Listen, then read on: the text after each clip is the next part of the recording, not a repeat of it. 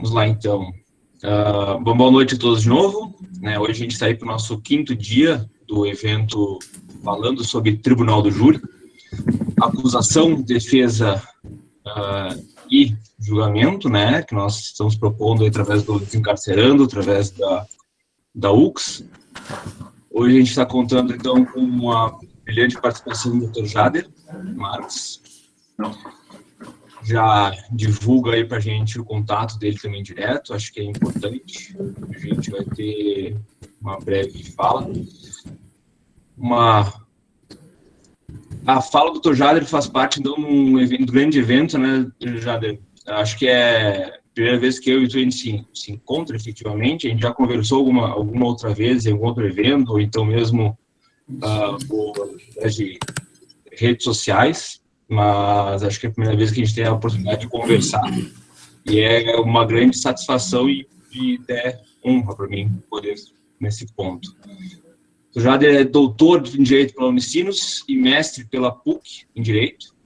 Atualmente ainda cursa Filosofia, advogado criminal, sócio da Jader Marques Advogados e sócio, dono, diretor, presidente da escola de criminalistas, que também trata bastante sobre essa questão do Tribunal do Júri.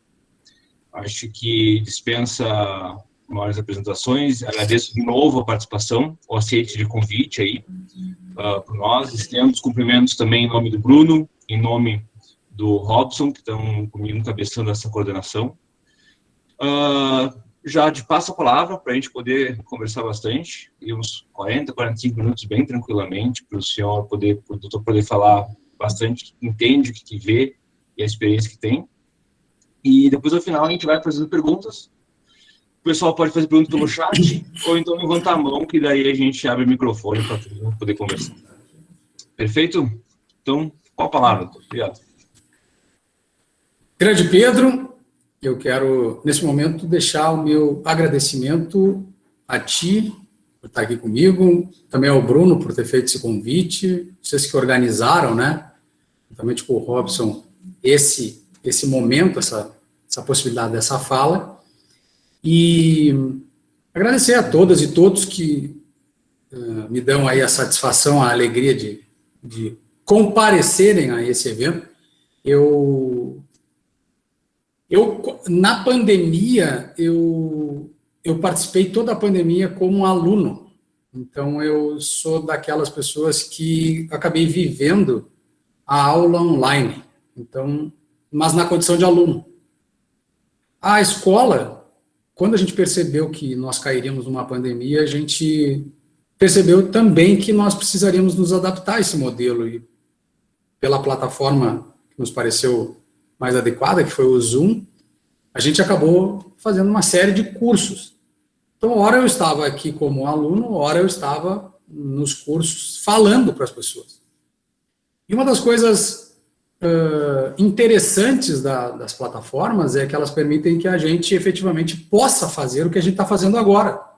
Eu estou aqui na escola, a gente está trabalhando hoje aqui em vários projetos que virão para o conhecimento de todas as pessoas e tal, e eu posso parar um pouquinho e participar desse evento. Mas tem uma coisa que, tanto na condição de quem fala, quanto na condição de aluno, tem uma coisa que eu acho bem interessante, que é a possibilidade de eu ver as pessoas. Eu insisto muito, nós temos, pelo que eu estou vendo aqui, 70 e tantos participantes. E, bom, se há uma oportunidade para a gente estar aqui conversando, eu gostaria de ver o Matheus Klein, de saber como é que é o cabelo da Rosane, a Camila, que eu acredito até que conheço, Lorena, a Laura, porque os que estão aparecendo aqui, eu só vejo o Ricardo Musi. Tudo bem, Ricardo? Tá frio aí, porque tá até com a chapeuzinho de quem tá... tô vendo. De cachorro molhado. Para proteger a careca, isso aí. É verdade. É que o pecado tá fraco. Bem-vindo, Vitor.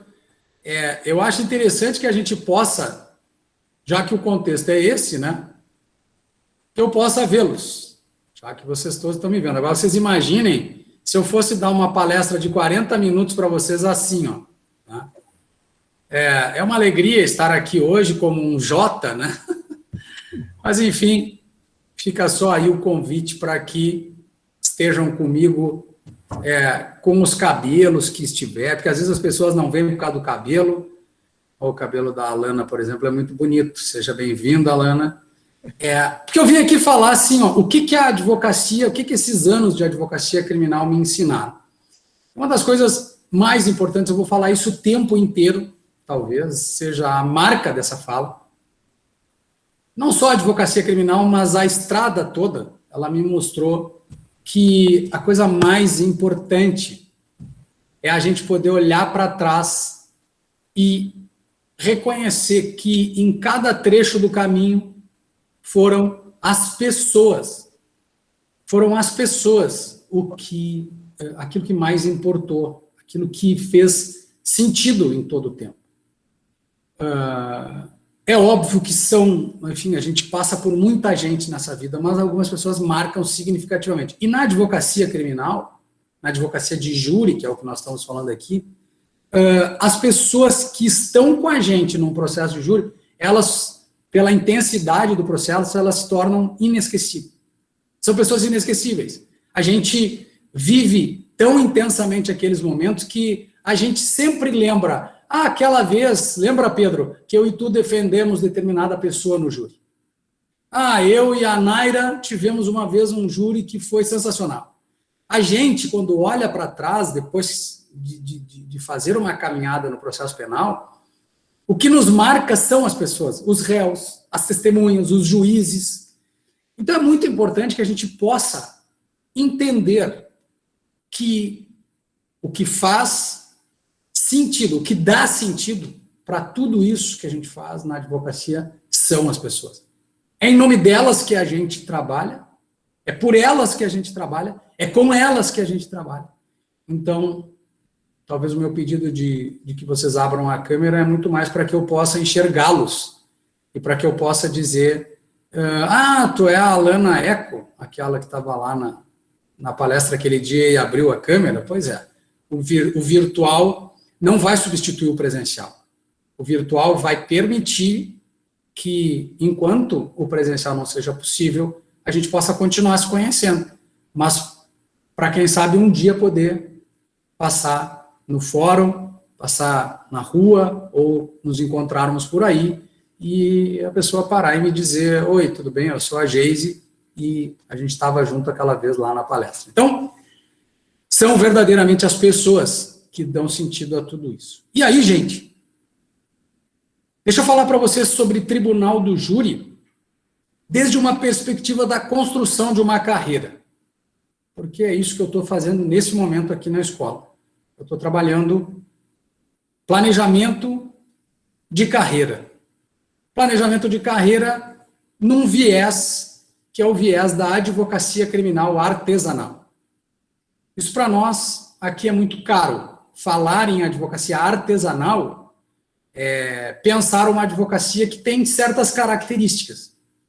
E aí, gente, deixa eu fazer aqui uma provocação. Deixa eu fazer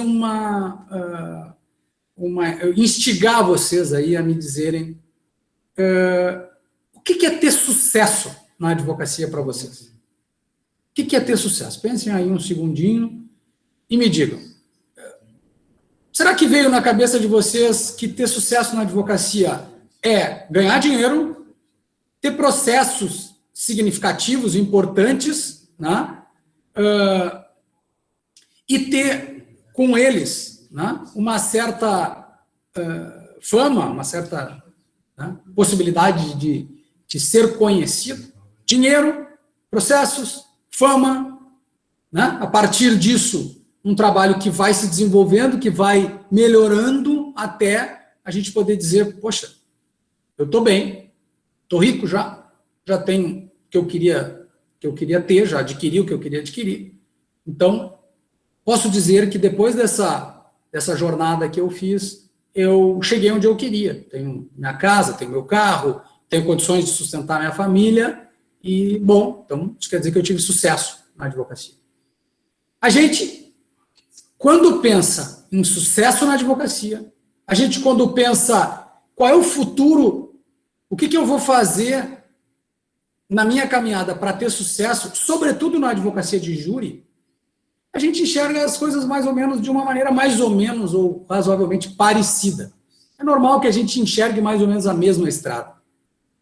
E eu quero chamar a atenção de vocês para algo que é a estrada que muitos e muitas projetam para a gente.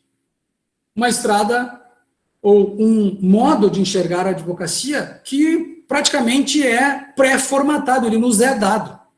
Assim como as coisas que muitas vezes nós acabamos vendo na faculdade. A gente entende que ter sucesso é ser capaz de falar bem, de falar para um público e dizer coisas que sejam capazes de convencer esse público.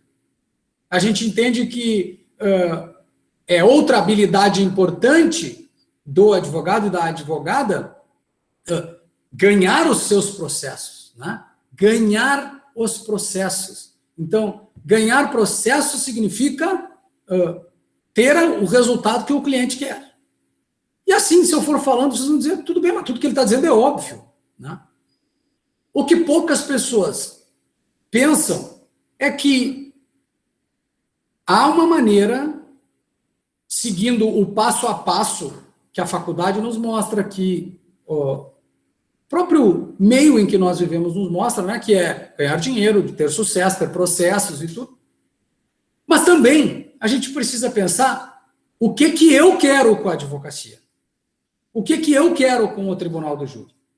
Porque aqui na escola, a gente faz a seguinte reflexão. Há certas coisas que têm preço e há certas coisas que têm valor. O que tem preço, o dinheiro compra.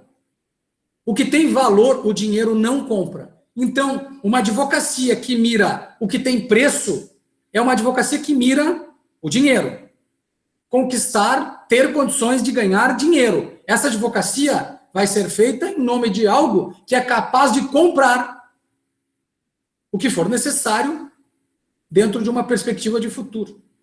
Mas uma advocacia que busca o que tem valor, que mira o que tem valor, ela muitas vezes precisa abrir mão de dinheiro.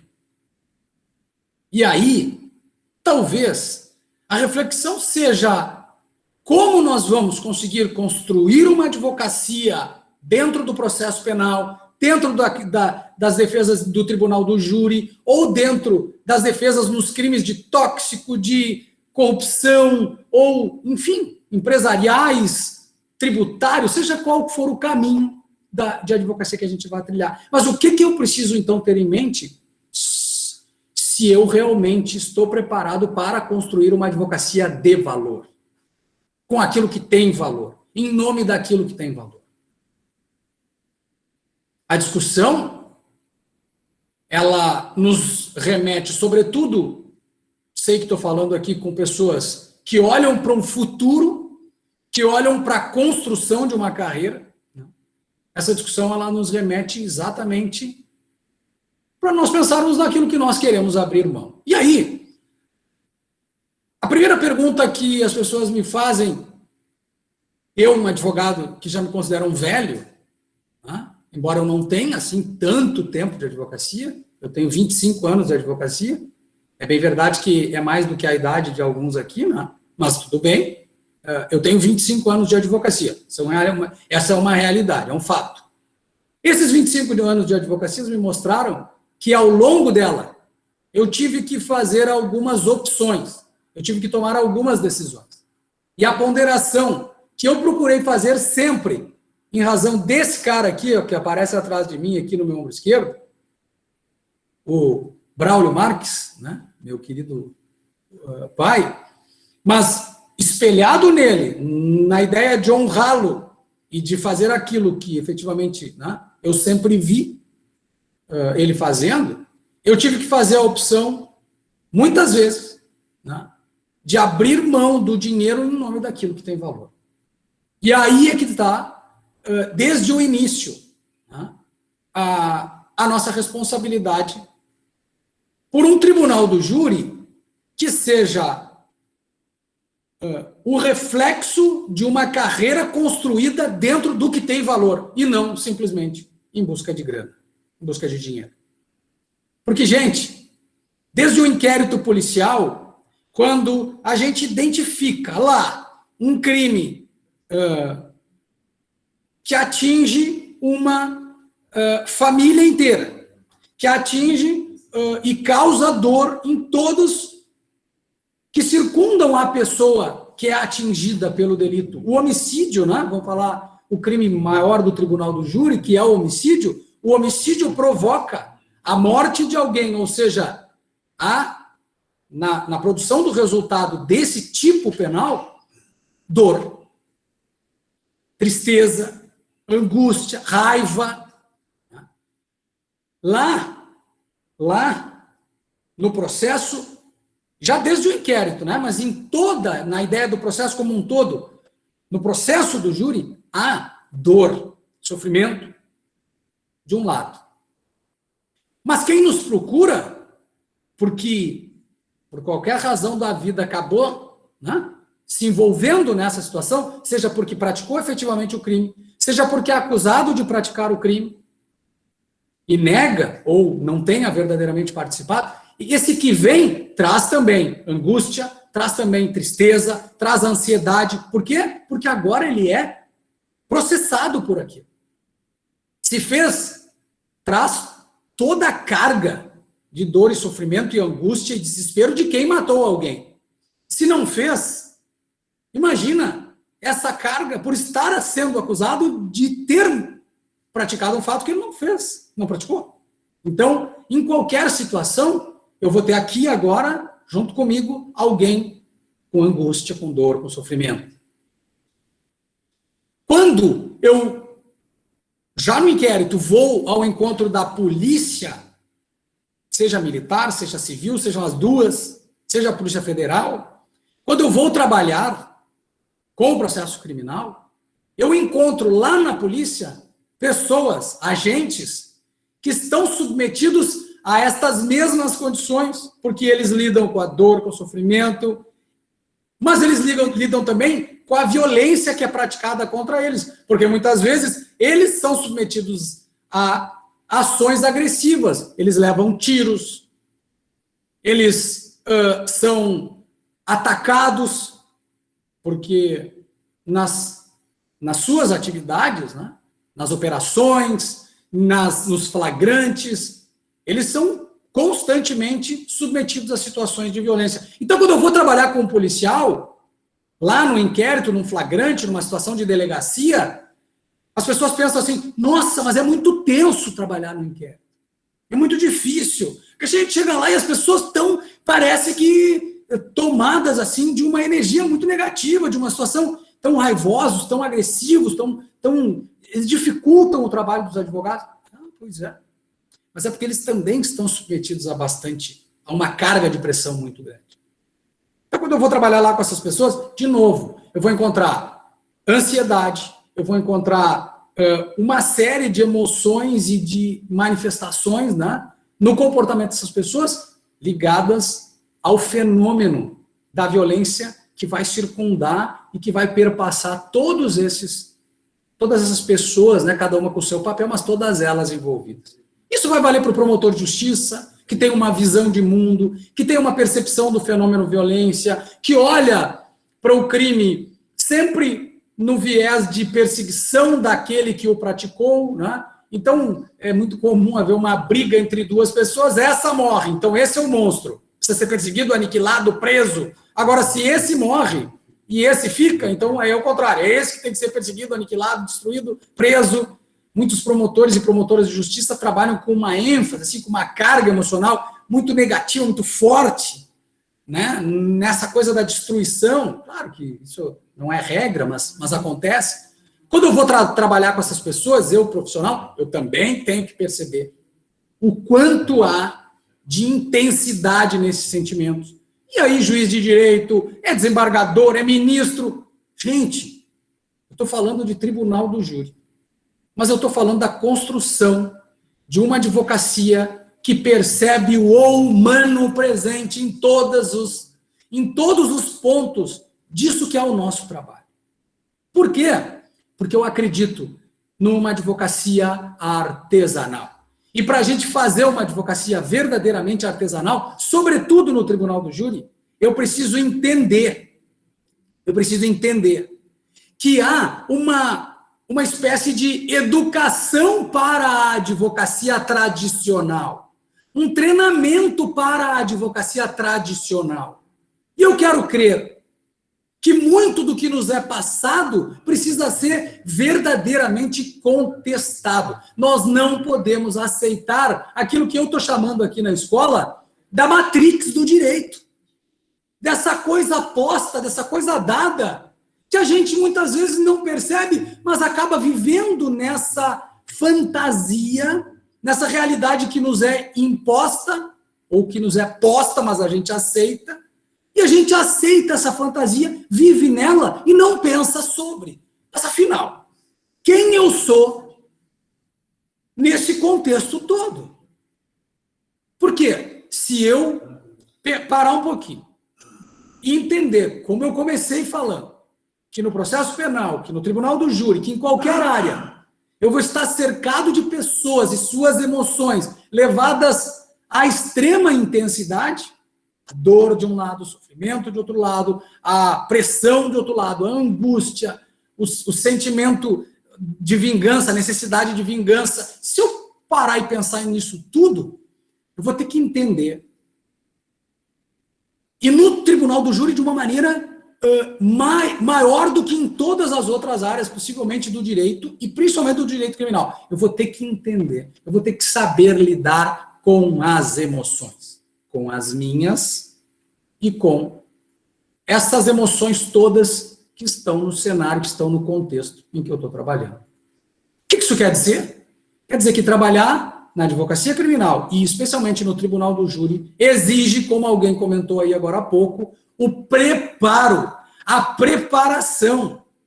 E essa preparação não admite simplesmente estar na matrix.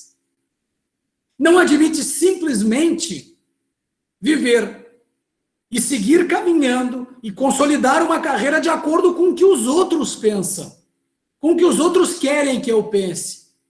Eu preciso conquistar, a partir da minha reflexão crítica, do meu pensamento, um lugar de resistência em nome daquilo que eu sou, em nome daquilo que eu quero, da advocacia que eu quero construir com a minha marca pessoal.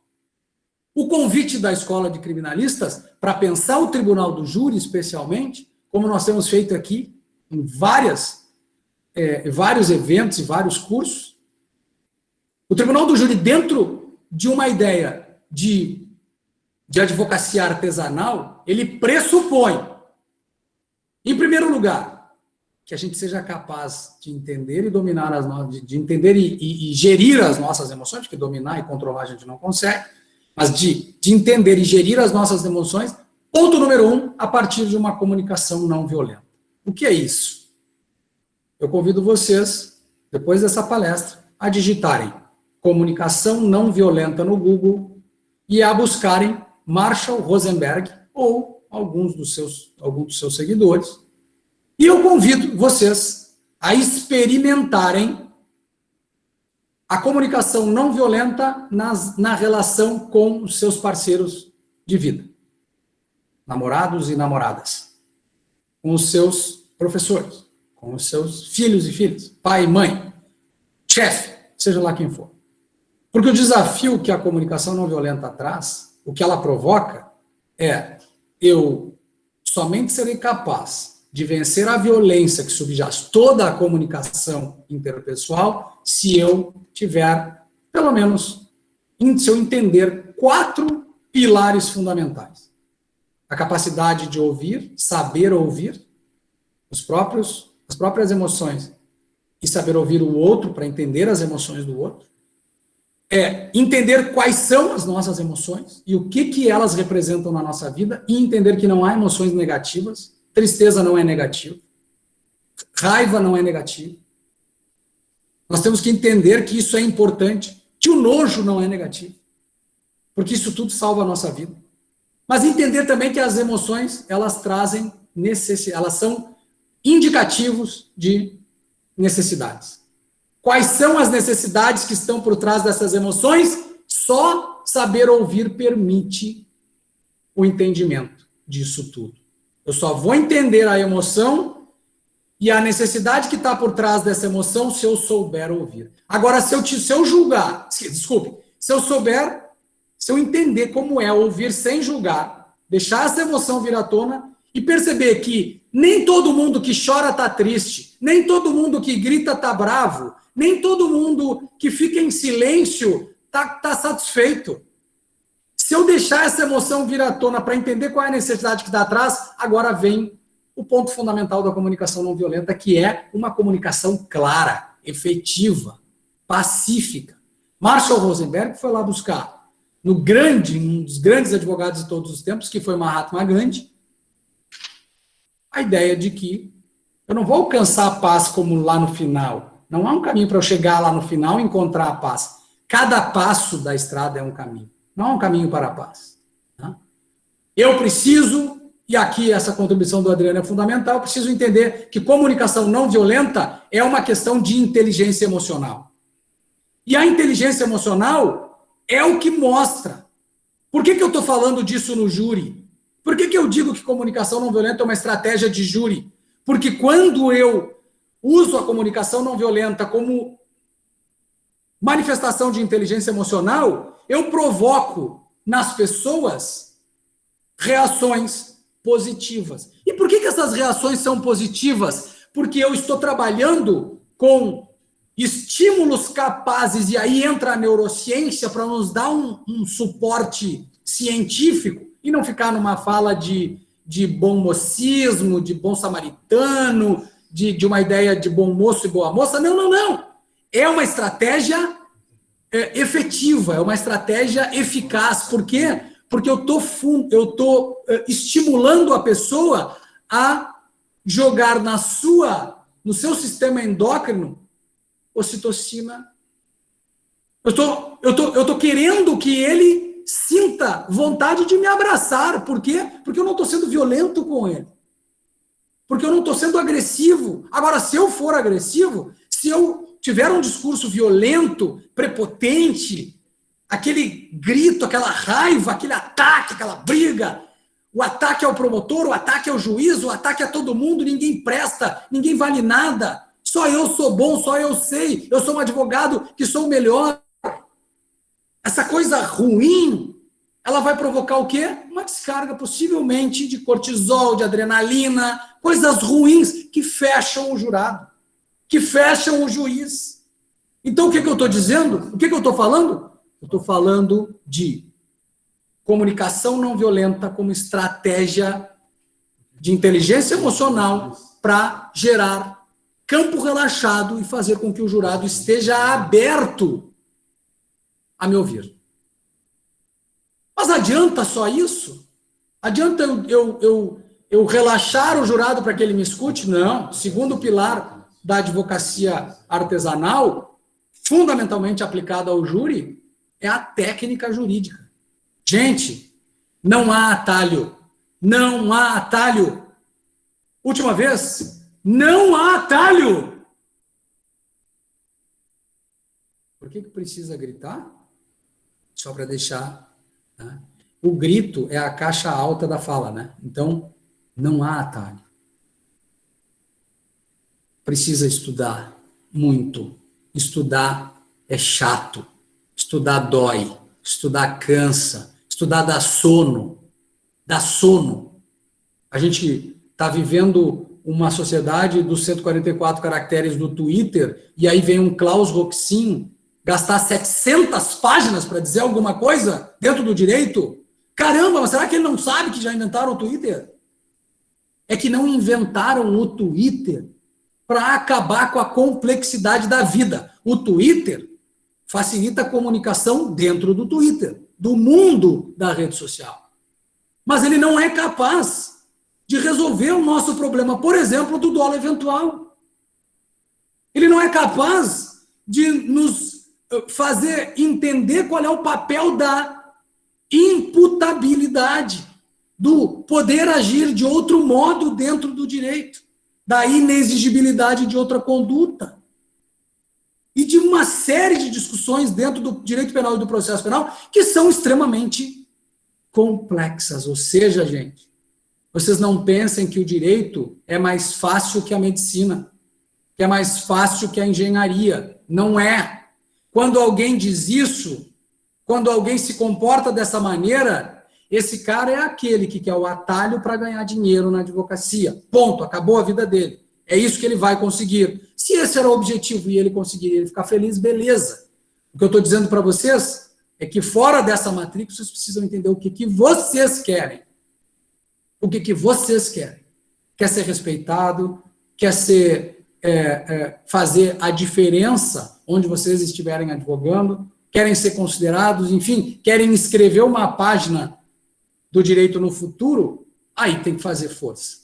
E a técnica jurídica é o que nos dá, é o que dá credibilidade à fala. O que a gente vê? A gente vê muitas pessoas que não estudam há muitos anos, gritando, se emocionando, chorando, fazendo gestos, teatralizando o processo, porque não são capazes de enfrentar a técnica, que é o que verdadeiramente absolve. O que absolve alguém é uma legítima defesa explicada nos termos do artigo 25 do Código Penal. Por que eu tenho que saber 10 autores que explicam o artigo 25? Porque quanto mais autores eu sei, mais eu tenho instrumentos para enfrentar questões práticas. Mas uma coisa é a teoria, outra coisa é a prática. Isso é um equívoco de quem não estuda. Quem estuda percebe que toda a teoria é, por si só, uma prática. E uma prática sem uma teoria, ela é desorientada, ela é inútil, ela não serve para nada. Porque se eu vou trabalhar a legítima defesa arrolando 5 testemunhas abonatórias, eu vou perguntar para a testemunha, você conhece o réu? Conheço. Ele é uma boa pessoa? É, muito obrigado. Segunda testemunha, conhece o réu? Conhece. Sabe alguma coisa que desabone a sua imagem perante a nossa querida comunidade? Não. Muito obrigado. Vou até a quinta testemunha assim, beleza. Eu fiz prova do quê? De nada. Eu tenho repelir uma injusta agressão a direito seu ou de terceiro, usando moderadamente dos meios necessários. Olha quanta coisa. No meio disso, há mais de 50 mil páginas de livros escritos. Beleza, nós não vamos ler 50 mil páginas, mas nós vamos ler todo o tempo para ter o maior número de páginas possíveis, que nos deem o quê? Instrumentos de fala. Não é choro, grito e sapateado que absolve. É um bom discurso fundamentado.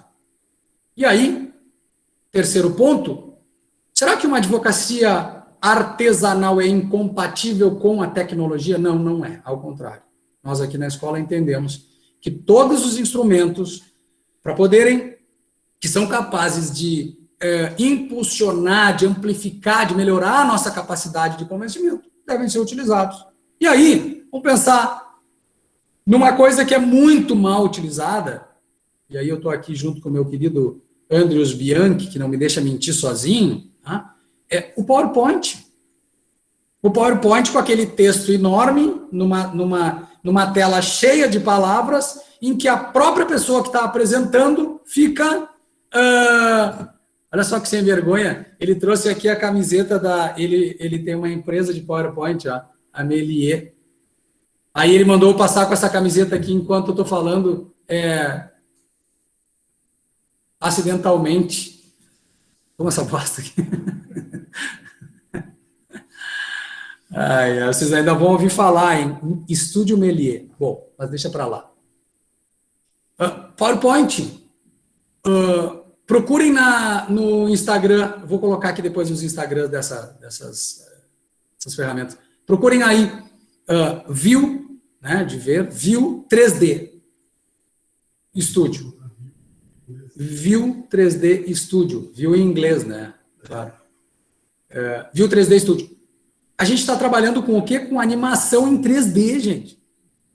Então, será que isso ajuda na argumentação? Mas é óbvio que ajuda. Um PowerPoint bem feito, em que o laudo de exame do cadáver, ele é perpassado pela foto, com a identificação das lesões, sai esse PowerPoint, entra mais um slide, agora com a animação em 3D do fato. Gente, isso é real e isso é indispensável. Comunicação não violenta, técnica jurídica, tecnologia. Vamos falar de gentileza para entrar no quarto e penúltimo ponto?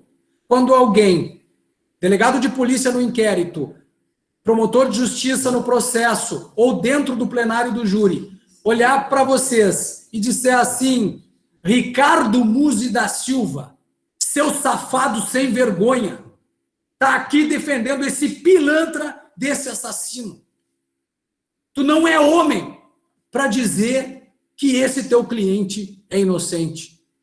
O Ricardo respira, deixa o sujeito lá perder as estribeiras e ele pede a presidência do trabalho, juíza, pede uma questão de ordem. O juiz para os trabalhos, pois não, doutor, não é que gostaria que ficasse registrado em ata os impropérios, a falta de educação do colega promotor de justiça, para que eu possa, ao final aqui dos trabalhos, tomar as providências nas instâncias cabíveis e buscando, obviamente, né, a reparação dos danos que essas agressões me causam. Muito obrigado, excelência. E aí o Ricardo, quieto, tranquilo, deixa o promotor estranhar essa situação. Como assim? Como assim ele não me xingou de volta? Como assim ele ficou quieto? Que o cara só registrou em ata? Meu Deus, e agora? Tá. Já vi isso acontecer 1.644.000 vezes, porque os meus alunos fazem isso. Eles treinam para não reagir e para consignar em ata. Então eles voltam para mim e dizem: Adir, sabe o que aconteceu? Agora chegou o nosso querido Robson. Sabe o que aconteceu, Robson? Em todas essas situações, o promotor no intervalo veio pedir desculpa. Ele não agrediu mais, e no intervalo ele veio pedir desculpa. Pronto. Então o que a gente faz quando alguém nos agride? A gente mantém a gentileza. Por quê? Porque a gentileza é que nos permite utilizar a perda de tranquilidade do outro lado contra ele. Agora, se eu perder a minha serenidade, primeiro, eu vou parar de fazer o meu trabalho adequadamente. Por quê? Porque eu me perco. Sou tomado de raiva, eu paro de trabalhar direito. Se eu me perder, eu vou xingar o cara, ou seja, eu perco a oportunidade de usar o elemento, porque eu gritei também com ele, eu também chamei ele de filha da puta, eu mandei ele a merda, eu perdi o lugar aquele que o Ricardo estava quando eu me mantive quieto. Então, gentileza não é só a educação que a nossa mãe nos deu e o nosso pai nos deu. Não é só isso. Gentileza é uma estratégia de revide. Manter a calma e ser gentil é manter a capacidade de estratégia durante a situação tensa.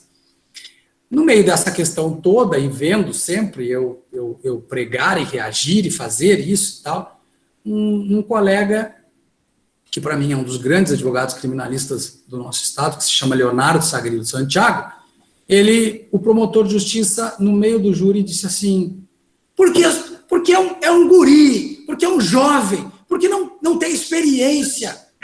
E ele estava falando, e aí o cara falou isso para ele, e ele olhou para o cara e disse: o senhor está preocupado com a minha idade? Eu não, eu estou preocupado com esse laudo aqui.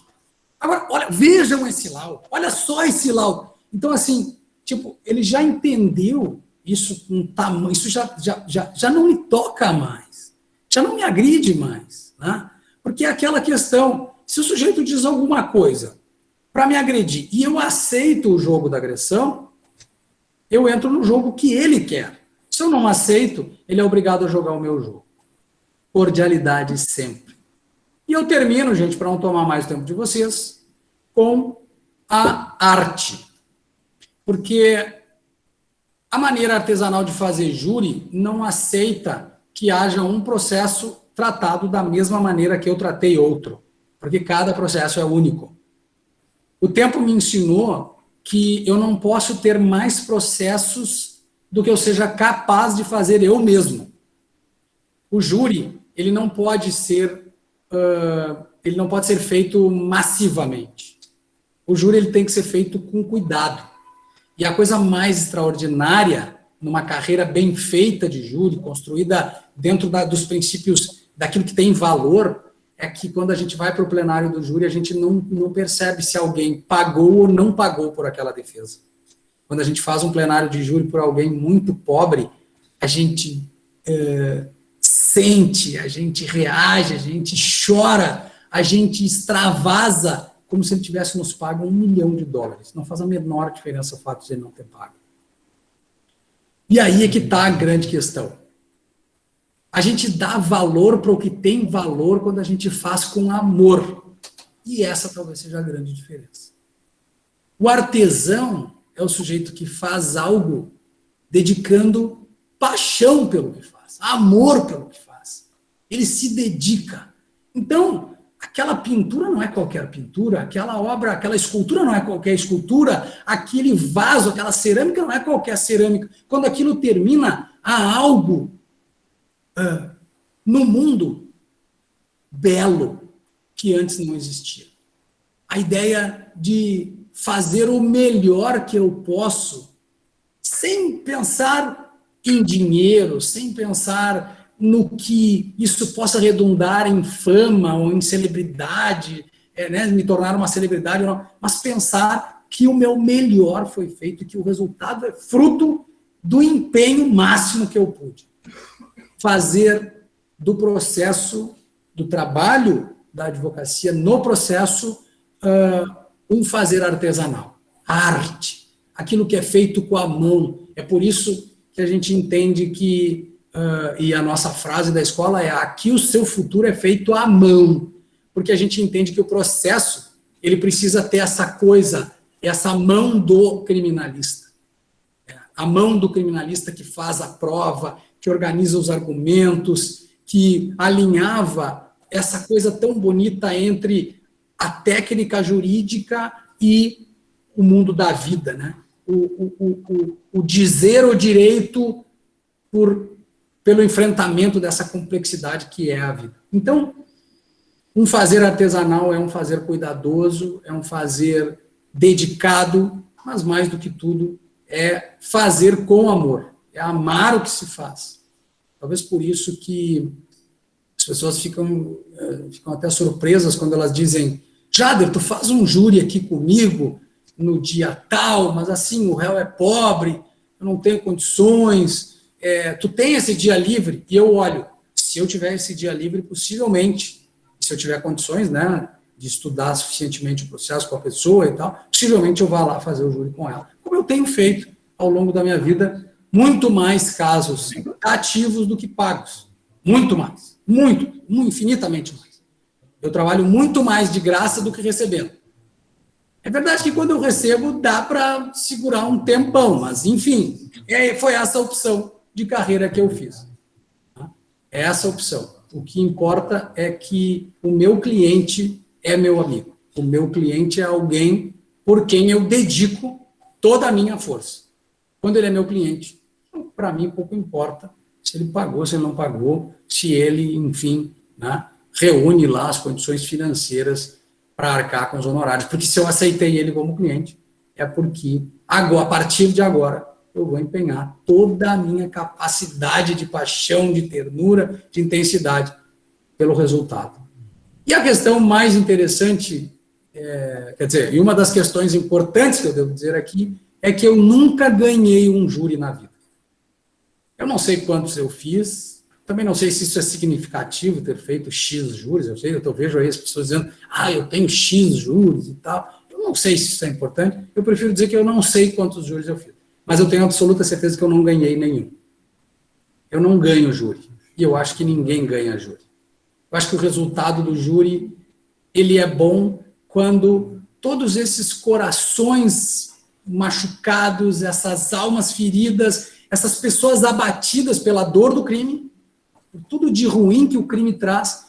O júri, ele é ganho, ele é o melhor possível quando esses corações, de uma maneira geral, se acalmam um pouco, se aquietam um pouco, quando as pessoas são capazes, pelo processo, de entender o luto, de processar o luto, por outro lado, de entender e processar o seu erro, de resolver, né, aquilo que pode ser resolvido. Por isso, eu sou um fanático defensor da justiça restaurativa e quem dera um dia a gente possa substituir esta nossa forma ainda beligerante, ainda de ataque, de combate, por um sistema de conversa, de encontro, né, e de acerto, porque há muitos casos indo a julgamento pelo Brasil afora que, se passassem por uma roda de conversa, terminariam com as pessoas compreendendo melhor a situação, aceitando melhor o destino, quem sabe processando a dor da perda e a dor da culpa de uma maneira melhor.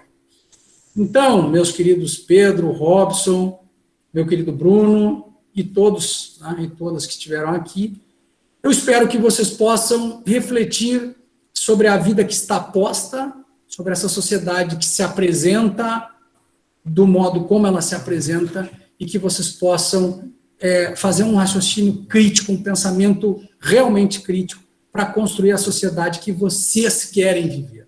A sociedade de acordo com aquilo que vocês pensam. E que, oxalá, seja uma sociedade mais tranquila, mais calma, mais fraterna, mais colaborativa. A gente vai terminar, talvez, o nosso trabalho aqui na escola hoje, produzindo um material que diga mais ou menos o seguinte: começar na advocacia criminal é muito difícil, mas começar em grupo, começar com parceiros, começar com amigos, começar na advocacia criminal dentro de um contexto de colaboração uns com os outros, talvez seja a grande saída para o futuro de uma advocacia melhor que a que temos. Muito obrigado, gente, por vocês terem ficado aqui até agora. Muito obrigado, muito obrigado. Acho que falo por todos, excelente, eu vi. E Jader, simplesmente, né, chamar de Jader mesmo, né, sem os dedos de doutor. Acho que a primeira vez que eu vi Jader deve fazer uns seus 10 anos, mais ou menos, não mais, quando eu estava na graduação ainda. Mas uma vez que me marcou bastante com a do Vitor Fala foi, deve ser lá para 2013, 2014, lá em Santa Maria. Eu fui num congresso lá, e tu tinha ainda muita questão da boate lá, envolvida.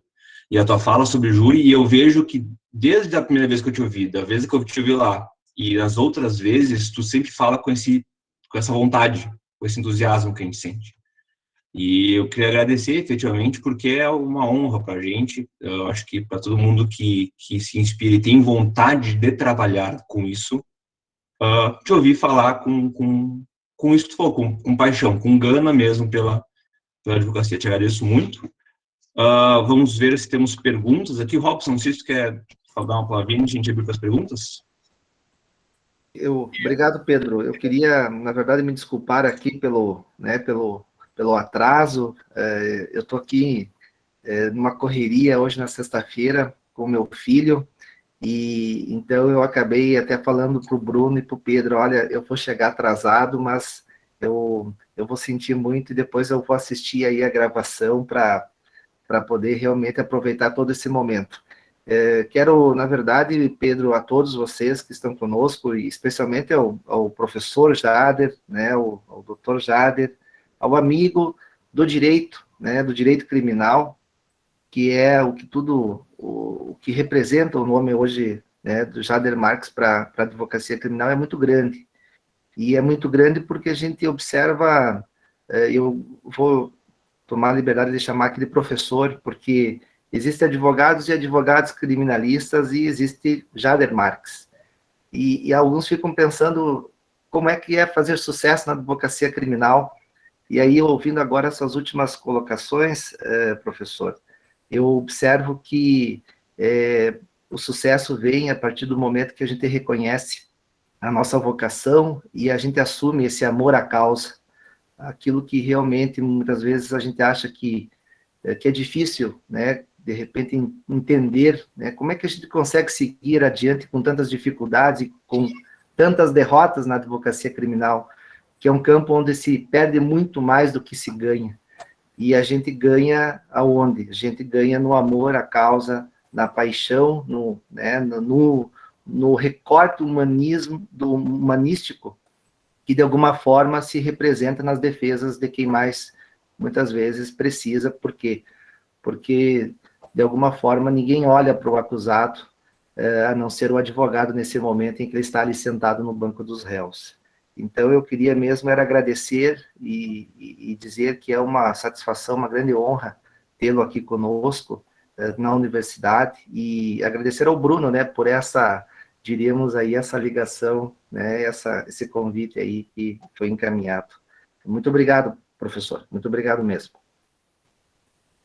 Bom, professor Robson, Pedro e o doutor Jader, eu fiquei muito lisonjeado ao ver a palestra dele, porque eu vi que ele é como deve ser um advogado, calmo, sereno, tranquilo, olhando firme para frente, como ele está fazendo.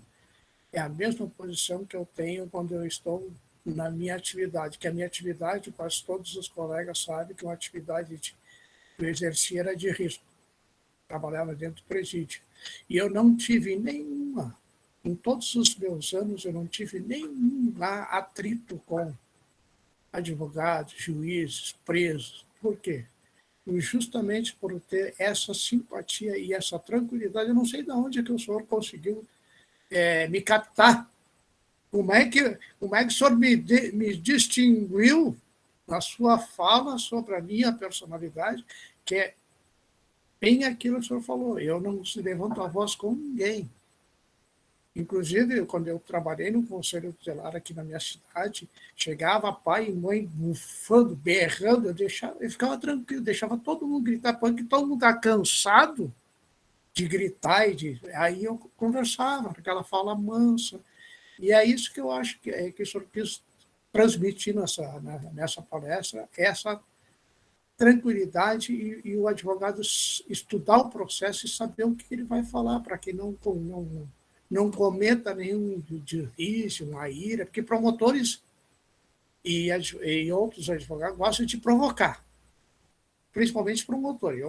Eu participei de vários júris, levando os réus presos a participar, eu participava de vários júris, e era invariável. Os promotores provocando os advogados de defesa, fazendo aquela... O senhor conhece muito bem essa artimanha que tem alguns promotores para ver se desestabiliza algum advogado de defesa. E eu já vi muitos advogados de defesa perder a estabilidade, muitas vezes até perder o fio da meada no processo, porque aceitava as provocações. Eu achei muito válida a sua fala, meu, só está de parabéns, a palestra está excelente, gostei muito, e eu me senti contemplado na sua fala. Muito obrigado.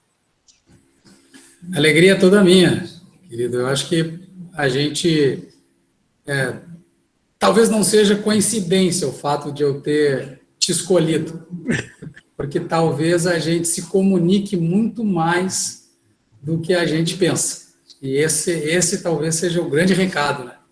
O fato de que, se a gente tirar a violência da comunicação, vai restar a possibilidade das melhores experiências, né? Que quer dizer que lá na frente, um grande embate de júri, uma grande discussão dentro de um processo, não significa necessariamente a perda de amigos ou de parceiros. Ricardo, sabe que eu fui fazer uma palestra para 40 promotores de júri num curso de atualização que o Ministério Público fez aqui em Porto Alegre. E quando eu cheguei para falar, eu encontrei 30 e poucos amigos, 30 e poucas pessoas com quem eu tinha feito júri. Alguns júris dificílimos. E o mais satisfatória, assim, a grande constatação, assim, foi eu perceber que, primeiro, eu estava sendo chamado para falar aos promotores. Segundo, eu estava sendo chamado para falar aos promotores com os quais eu havia trabalhado. E terceiro, eu tinha no meio de 40 promotores, todos aqueles com quem eu trabalhei, podendo considerar meus amigos, porque discuti com eles ideias. Em nenhum momento pude, ou tive, né, o deslize, às vezes a gente se perde, fica bravo, enfim, mas discutir ideias, discutir teses, discutir convicções, e esse é o bom, né, que a gente possa fazer de maneira muito firme a defesa das nossas ideias e terminar o nosso trabalho com mais um parceiro de caminhada. Obrigado pela tua manifestação. Alana, por favor. Boa noite, pessoal. Eu gostaria de agradecer pelas belíssimas palavras do Jader e eu gostaria de compartilhar com vocês que eu já vi o Jader e como foi. Eu comecei o meu estágio aqui em Guaporé e aí, na correria das audiências, eu precisei ir atrás de um advogado dativo. E aí fui para os corredores do fórum e encontrei, conversei com ele, pedi se ele era advogado, e aí a gente trocou uma ideia, ele se apresentou, e ali eu comecei a seguir ele nas redes sociais e comecei a admirar ele e me inspirar nele como advogado. E aí, quando ele falou isso de pessoas que marcam, na hora eu relacionei com esse episódio. Muito obrigado, Helena. Legal. Vocês precisam também pensar nisso, né? Que a escolha de advocacia que vocês farão, aqueles que pretendem caminhar pela advocacia, essa escolha, ela vai marcar as pessoas. Por isso ela é tão importante, né? Excelente. Vamos ver aqui se temos mais... Alguém mais tem alguma pergunta? Quer fazer uma fala? Tratar de mais algum assunto? Não sei se que horas o Jader tem também, né? Para ficar... Eu tenho até às 19. Pode ficar tranquilo, gente. Assim, até às 19 eu estou à disposição para vocês. Tem lá vários vídeos, vários... Então, a gente vai encerrando, então. Jader, acho que foi excelente a tua participação aqui. Como eu disse, né, a tua fala ela faz parte desse nosso grande evento que a gente está promovendo. A gente ainda vai discutir eu e o Robson nas próximas 2 terças-feiras, não semana que vem, nas outras 2 terças-feiras, sobre a parte mais técnica do júri mesmo, a parte mais teórica, né? A parte mais chata de estudar, efetivamente. Sim, mas necessária. Necessária. E para o segundo semestre a gente planeja já fazer uma combinada de tentar fazer um júri simulado com estudo de caso, fazer uma coisa assim. Então, a tua fala ela agrega demais para nós. Te agradeço de novo, te agradeço em nome da UCS, do Desencarcerando. O Bruno agora, junto com a gente, para dar um tchau aí. Só quero agradecer aí, já pedir desculpas, o Jacinto não me liberava, era para durar 2 horas, a aula levou 3 horas e meia, aí me atrasei, tá? Mas obrigado mesmo por ter aceito o convite, tenho certeza aí que todos os alunos aproveitaram bastante, né? E muito obrigado, um abraço para ti. Valeu, obrigado, Bruno. Valeu, gente. Valeu, obrigado valeu, mesmo. professor. Obrigado. Valeu. Muito obrigado a todos. Eu estou liberando de novo aí a questão do calendário. Dia 8, dia 15, nós estaremos aqui de volta, tá? Mesmo horário. Isso. Nas terças-feiras, tá? Pessoal que está pedindo presença, através do relatório do Meet, que a gente vai verificar. As palestras, elas vão estar disponibilizadas, se eu não me engano, depois o Bruno e o Robson podem me confirmar, no YouTube, a gente vai liberar, no perfil do Desencarcerando, tá? Então, é um pouco de marketing, mas sigam a gente nas redes sociais, YouTube, Instagram, Facebook, a gente vai estar falando bastante coisa e divulgando bastante evento. Feito? Dia 8, dia 15, estamos de volta. Valeu. Muito obrigado a todos. Obrigado, pessoal. Valeu, Robson. Valeu, Pedro. Valeu, pessoal. Valeu, Bruno. Valeu, Bruno. Te cuida na viagem aí na estrada. Bruno dirigindo e falando, mas é uma barbaridade, né? Tá cheio de criminalista aí para me defender depois, Ricardo. Tá certo, tá certo. Tá bem, mas Advogado criminal que não falta aí. você cuide, né?